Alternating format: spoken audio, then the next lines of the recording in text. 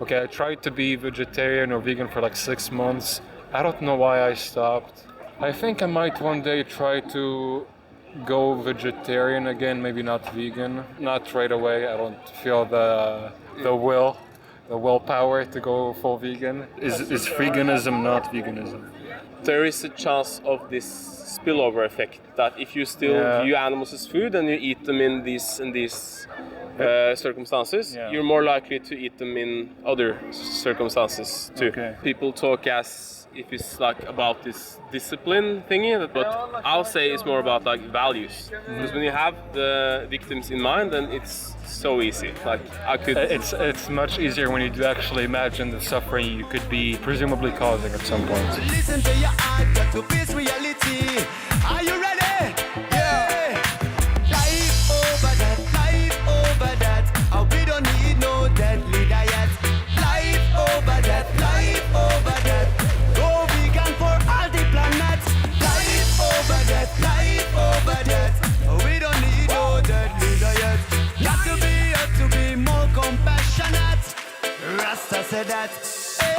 Not chop a chicken up in a piglet. Nah cook a cow or roast a rabbit. Nah kill and exploit them for egg, milk and meat. Nobody you feel have or eat. Well, actions speak louder than a word. So if you wanna real progress in this world, and then you get to beat the change you wanna see in your liberty. Take responsibility. See it. Be for the victory of good or evil. If the earnest education Anti-racist and feminist should be also vegan. Yes, that's what it says on my stand. Do you want me to start by explaining what I mean by that, or do you want to say like your obvious thoughts? Okay. So first of all, I think everyone should be vegan, but and here I use racism and sexism as examples. But I could just as easily I could also have used stuff like transphobia, homophobia, stuff like this. My point is just that people who are against discrimination against different groups of people should also see why discrimination against different species is wrong. So they shouldn't be speciesist. Yeah, exactly. Like if you're against racism, sexism, all this, then a logic extension of that, in my view, is that you should also be against speciesism. Okay. So does it say convince me that I'm wrong or prove that I'm wrong? Change my mind. Change your mind. But, Okay. yeah, I don't know if it can be proved. But, Okay. Yeah, Why vegan? Why not vegetarian? So, vegetarianism is a diet that don't include meat. Veganism, on the other hand, is the philosophy that as far as possible we should try to avoid harming, abusing, exploiting animals. Okay. Doesn't veganism mean that you don't eat cheese, eggs, any animal-derived products? Yeah, those that's true, but that's like a consequence of being vegan. But being vegan is not so much about what you eat; it's more about who you're not eating and who you're not exploiting for their secretions, like eggs or milk. Okay, so if you live on a farm and you just eat eggs and cheese from what you grow, like from your animals, but you don't kill the animals, is that a problem? Yes, because these animals have been selectively bred to produce way more eggs and produce way more milk than they naturally would, and they are suffering for it. Say a egg-laying hen naturally would produce like 10 to 12 eggs a year. We've selectively bred them to produce 330 eggs a year, almost one a day. And this is extremely draining from their bodies. They get bone fractures, so they're really suffering just by laying egg after egg after egg.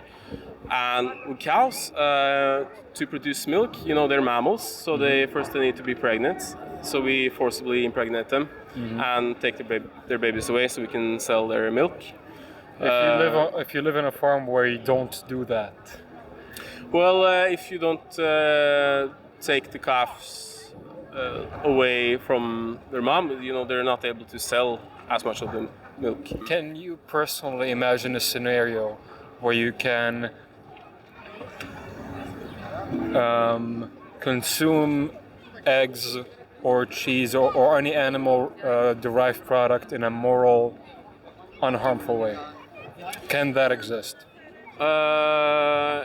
If it's well, some can argue for like freeganism, like if you dumpster dive, if like you eat food that if it's from the bin of the store, if you eat roadkill, like dead animals, stuff like that, then I still don't look at it as food anymore. Or you wouldn't eat like a dead human you found along the way, or I mean, if you're really hungry. yeah, and survival situation. Then that's another. Then you can justify it. So the ethics of animals comes down to what's necessary, and in the past we had to use animals, but now we have way more options, way more knowledge about nutrition and all this. So. In our day and age, it's not necessary what we do to them. I agree that it's not necessary, but I'm just saying, if you can imagine a scenario where you can actually eat animal-derived products without actually exploiting them or harming them in any way, that might change your mind, but that scenario is very, very hard to find, because first of all, you need a big farm where the animals are comfortable. You need to not selectively breed them. You'd need to we can't go back in time and breed them. Okay. So, Okay, let's talk about cows. Like you'd need. Okay, fine. I don't know if there are chickens that exist that aren't selectively bred. Do you know? There are wild ones still, some. Okay, so so let's say you live somewhere where you can have access to wild chickens. You have cows that aren't exploited by taking away their calves or forcibly impregnated, and you can from time to time just take what you need. I mean, first of all, you'd have to be extremely rich to have all of that land. It would be very hard, but I think that scenario can exist. For anybody in day-to-day life, I don't think that's possible, but I think that scenario can exist. That's all I'm saying. If you're in a situation where you have to use something from animals to survive, you can even argue you're still vegan even if you do so. Because veganism is just about doing what's practically possible with the means you have available to you. What do you recommend to somebody like me who, I tried to be vegetarian or vegan for like 6 months. I don't know why I stopped. But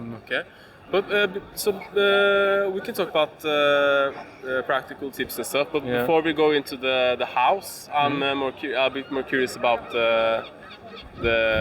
what you think about my stance now. What do I think about your stance? With all honesty, I think it makes sense. I think it's hard for people to really apply. Like be strict with their veganism. After a while, it can become habitual.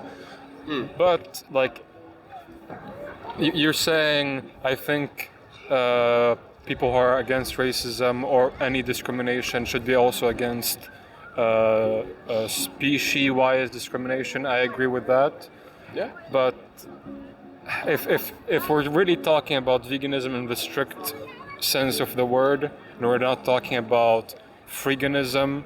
Wait, what do you call it? Freeganism? Yeah, like if you still view and you want to eat animals or animal products, but you don't want to cause the harm yourself. You don't want to like put in demand animal products, so new animals will be bred and killed, and you don't want to have people buying it for you and therefore creating a demand through another person. And then if you only like eat what someone gives you for free, you can. Or what would have been thrown away anyway. Then you can call that freeganism, maybe. But Would Yeah. that not be veganism for you? Is freeganism not veganism? Well, thing is, after going vegan, like I don't longer look at animals as food. I see chopped up corpses on the table. Same as when I had like in my physiotherapy study when we looked at like body parts of humans and stuff. That's what I see now in the meat, like or on the table, like. So I'll repeat the question: Is freeganism not veganism? You can. I mean, yeah, you can maybe say you're a vegan then. But in itself, I would say maybe not so much, because there is a chance of this spillover effect that if you still view animals as food and you eat them in these circumstances, you're more likely to eat them in other circumstances too. Okay. So the issue of veganism is like a rights-based view on animals. So my conclusion is I agree on your general stance, but there is always the exception of somebody who's a freeganist who doesn't spill over and doesn't, start eating meat that causes more demand. Or any animal products that cause more demand. And there's also the exception of the super rich dude who just has access to a lot of cows and chickens and from time to time takes it whatever he needs. Other than that, I think I basically agree. Yeah? Yeah. Cool. So what does that mean for you now? I think I might one day try to go vegetarian again, maybe not vegan. Not right away. I don't feel the willpower to go full vegan. But I tried for 6 months. It was like family pressure. I mean, people other reasons that I stopped. But I'll definitely try. I'll definitely try. So I was going to ask, what made you try? I mean, just. I live in a culture where people just eat a lot of meat, and they'll definitely make fun of you for eating meat. And at some point, cultures too. At some point, I also went freeganist, and then I had that spillover effect where I was like, "This is really good," and started eating more. Yeah. So that's my. So that's also why I'd say, even if it's related, it's not like exactly the same, because when you're vegan, then you the decision to eat plant-based shouldn't come from other people, or it should be you doing it because you want to. Yeah. And people talk as if it's about this discipline thingy that but I'll say it's more about values, because when you have the victims in mind, then it's so easy. I could. It's much easier when you do actually imagine the suffering you could be presumably causing at some point. Yeah. And that's what also keeps me from I could never go back, because I recognize that if I buy an animal product, there's a individual victim involved. When we talk about discrimination again, the discriminative mindset is we put people in different groups. We stop seeing people as individuals, but just part of a group. And the same, I think, is true for animals. Most people don't see animals as the same category as them. They don't think of themselves as animals, even though humans are animals. So they feel superior. And they think about cows and pigs and chickens and fish just masses instead of actual individuals. Inside that small head there is a subject which is experiencing. So even if, say, I only eat meat once a week or something like that, then, I mean, all reduction is good, because less animals are being killed overall. But for the animals that are still being killed, it doesn't make a difference. Yeah. I think if more people became vegan or vegetarian, that would definitely help.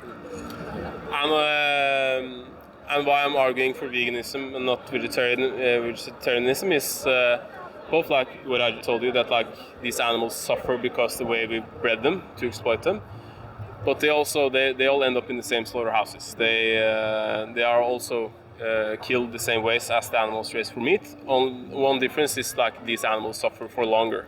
So you could argue that like eggs or cheese and milk is worse for animals than meat in a way.